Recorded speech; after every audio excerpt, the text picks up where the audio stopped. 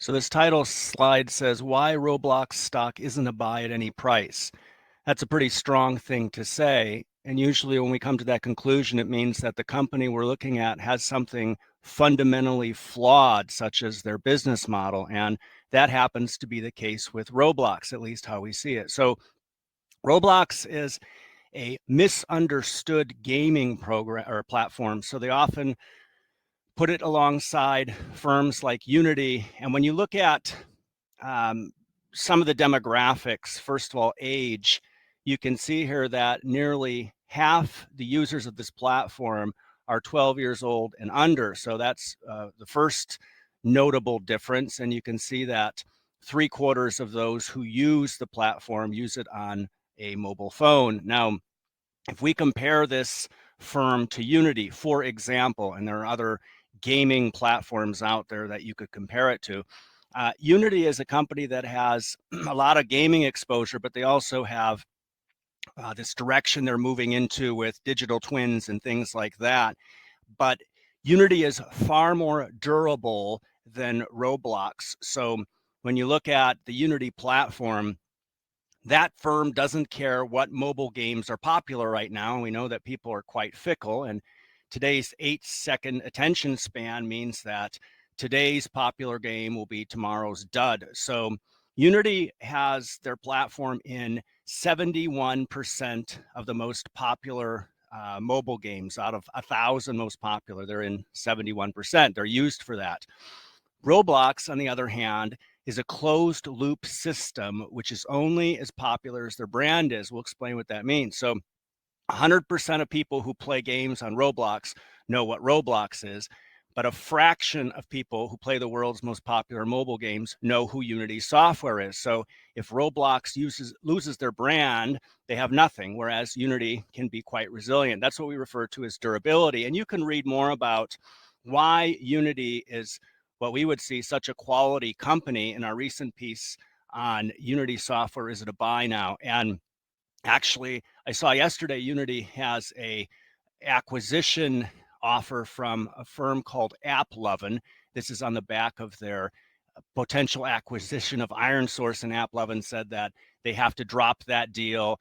And then, of course, AppLovin says they're acquiring them, but they're about the same size, so it all gets rather sticky. But be that as it may, today we're here to talk about Roblox, and the fundamental aspect of this platform is this currency, Robux. So you can see here this very powerful statement. It says, we generate substantially all of our revenue through the sale of virtual items, so they sell nothing, on the Roblox platform.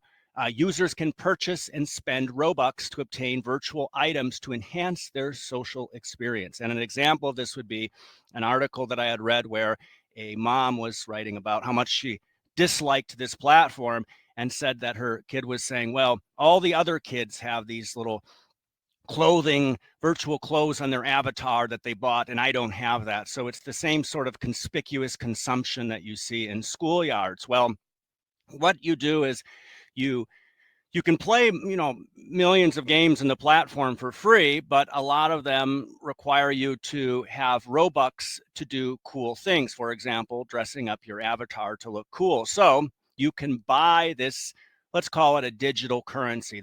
There's no blockchain involved here, but let's just call it a digital currency. You can see the price here. So for $4.99, you can buy 400 Robux, or you can subscribe and get a little bit more. Now, the first thing to note here, and you can see I've put a table above there which shows the price of Robux as the discounts are offered there. So the cheapest is $100 for 10,000 Robux. First thing to note here, if you buy Robux, they're worthless. You can't transfer them to anybody.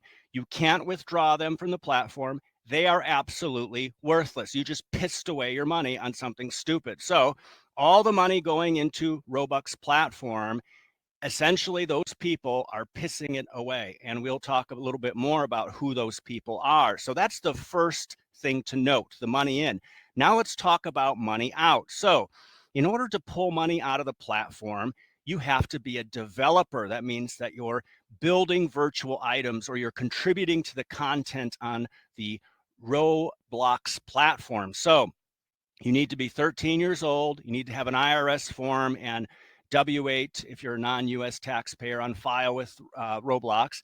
You have to adhere to their terms and conditions. And this is important. You can only withdraw Robux that have been earned. So, as we said, Robux obtained from a membership plan or referral bonus, a purchase of Robux or gift card, trading, selling virtual goods that you did not create are not earned Robux. And the company will review your withdrawal request, and it takes about 2 weeks for you to get your money eventually. And once you've jumped through all the hoops and the stars are aligned and then you hear sirens singing in the distance, you can then get your $170 minus fees that some irresponsible child funded with $350, their parents' hard-earned money. So you see there, if $350 goes into the platform, $175 comes out.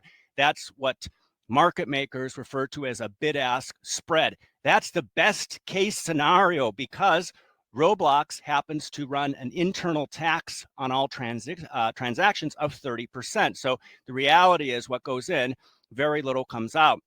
Now in 2021, there were over 2,200 developers and creators that earned $10,000 or more, and over 500 developers and creators that earned $100,000 or more in Robux. So there's some money to be made there. Certainly, if you're somebody in a emerging market, that's very useful. But one of the criticisms leveraged at this platform is quite hilarious. We pulled this from, I think it was Value Punks, is a Substack that covers a couple ex-buy-side analysts were writing a bull case on this, and they had this screenshot. Their bull case is interesting enough to read, and in the research piece we wrote that accompanies this video, you can read it.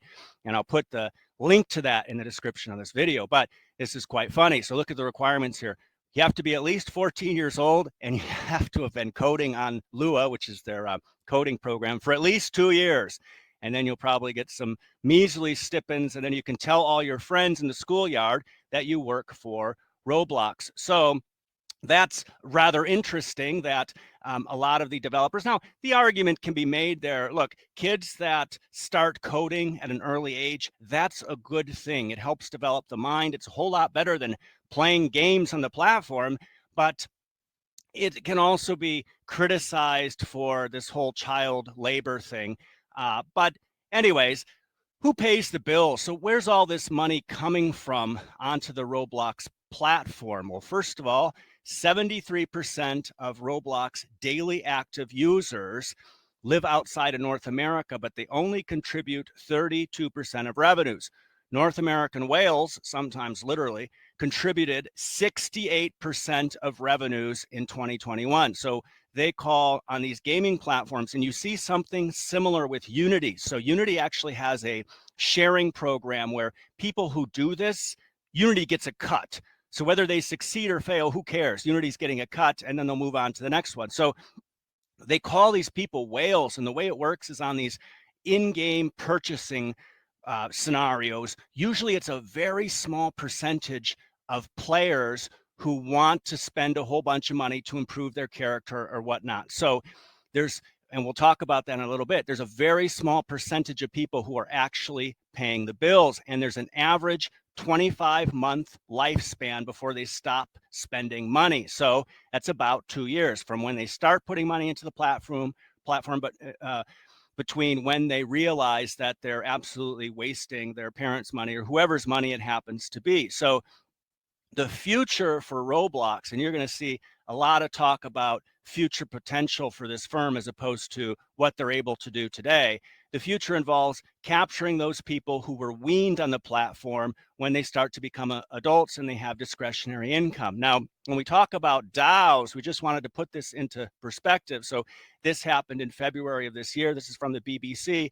Facebook, daily active users fall for first time in the 18-year history of Facebook. And it's mandatory whenever you have a negative news about Facebook, you have to find a picture of Mark Zuckerberg looking deranged. That's very important. Otherwise, your article doesn't have the same impact. So you can see here, Facebook DAUs in February fell from 1.3 billion to 1.29 billion daily active users.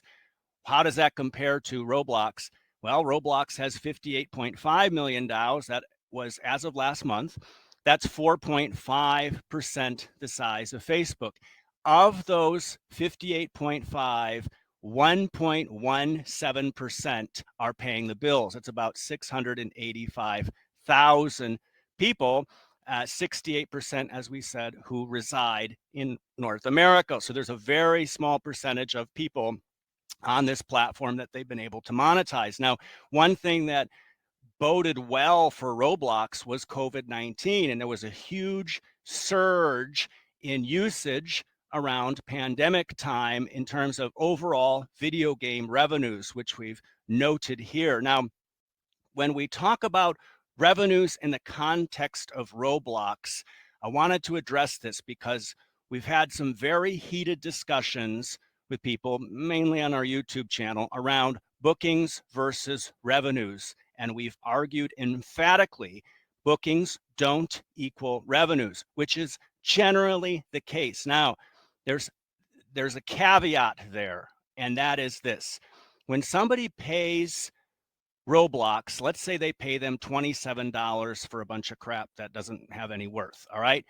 Roblox doesn't register that right away as revenues. They call that bookings. And you can see here, this example, if you take the time to walk through it, is very clear and makes a whole lot of sense. Let's take that $27 that was used to purchase 2,700 Robux.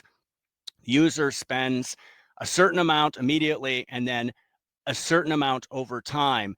And what Roblox does is they recognize that entire amount of money immediately as bookings, but then they recognize that as revenues first $3 in the first month and then $1 every month after for 25 months. All right, so well, 24 months plus the $3. So that's the $27.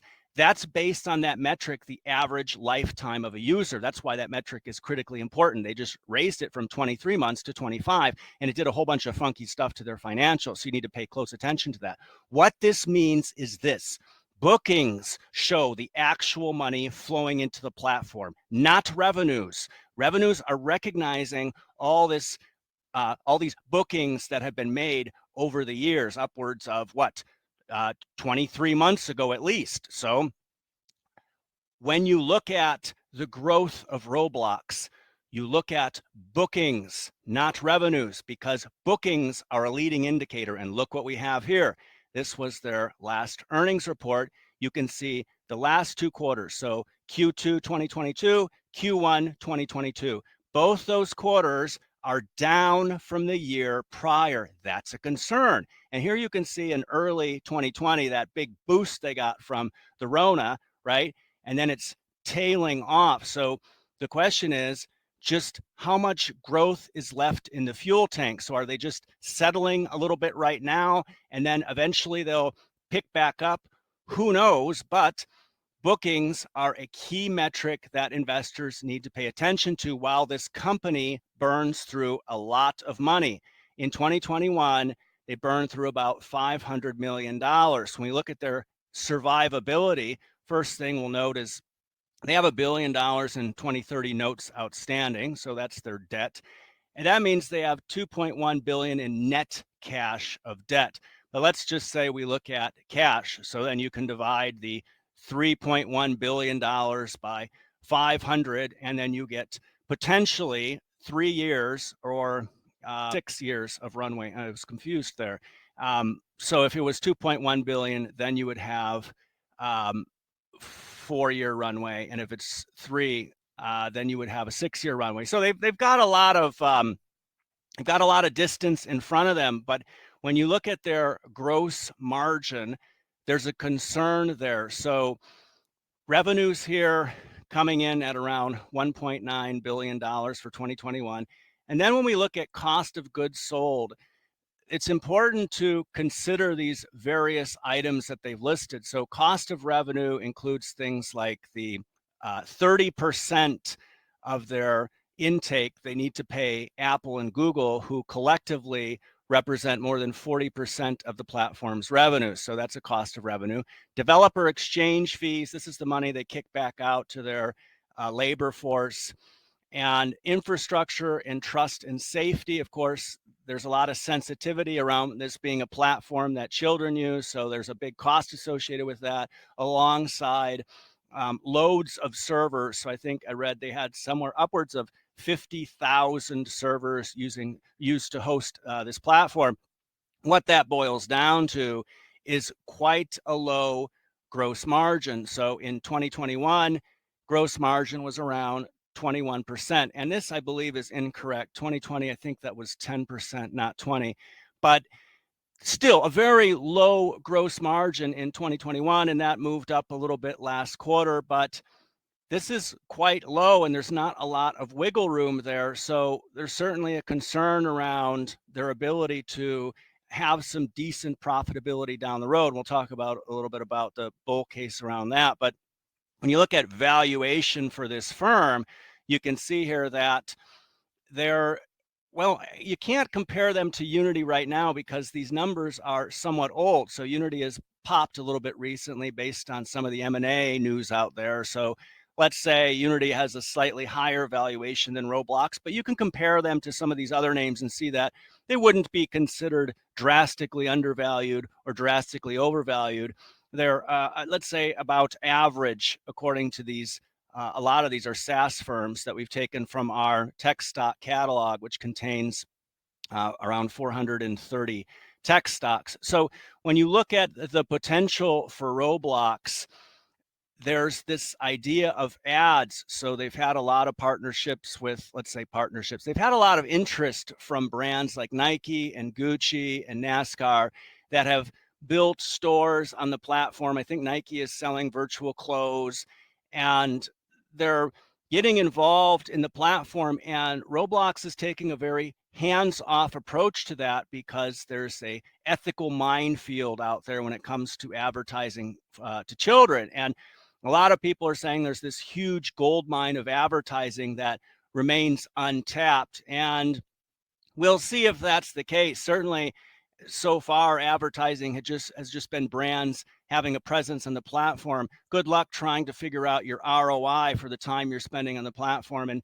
just like anybody else, brands that use the platform use Robux and generate revenue for the entire firm. But it remains to be seen if there's this huge pot of gold at the end of the rainbow when it comes to advertising and what it all comes down to right now. And we can theorize about future business models for Roblox all day long, but it comes down to what they're doing today. When we analyze firms, that's what we look at. And there's a problem here, and it's that Roblox taxes all transactions in their economy at 30%, which means it constantly needs money flowing in to function. Otherwise, all the money evaporates. So somebody needs to continue ponying up that money. And our concern would be that once they've exhausted all the whales in North America, good luck trying to extract this sort of money from kids in India. I think their parents are probably a little bit more shrewd when it comes to how their children spend their money. So we question this idea of an ad pivot. We question how much upside there is, how fickle children can be when it comes to what their friends are using, and the durability of the Roblox platform. It just isn't something we would invest in ever, especially when you compare it alongside to Unity. So there's an opportunity cost when you invest in a firm that doesn't have an optimal business model. So we don't invest in future business models. We invest in what we see operating today. So please put your comments in the comments section. Make sure to share our video with anybody that you think would find it interesting. Subscribe to our channel, and thanks so much for taking the time to watch this video today.